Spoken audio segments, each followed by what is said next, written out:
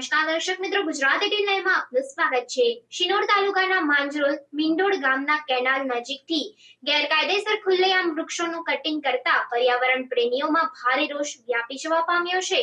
છેલ્લા ઘણા સમયથી નર્મદા નિગમની માઇનોર કેનાલો પર કેટલાક લક્કડચોર વીરપ્પનો દ્વારા કોઈપણ ડર વગર ગેરકાયદેસર ખુલ્લેઆમ વૃક્ષોનું નિકંદન કરવામાં આવી રહ્યું છે। ત્યારે શિનોર તાલુકાના માંજરોલ મીંડોળ ગામની કેનાલ પર થતી નર્મદા નિગમની કેનાલ પાસે કોઈ લક્કડચોર વીરપ્પન દ્વારા અનેક મહાકાય કદ ધરાવતા દેશી બાવળના વૃક્ષોનું કટિંગ કરીને સ્થળ ઉપર વિપુલ પ્રમાણમાં જથ્થો હાલ પણ જોવાઈ રહ્યો છે।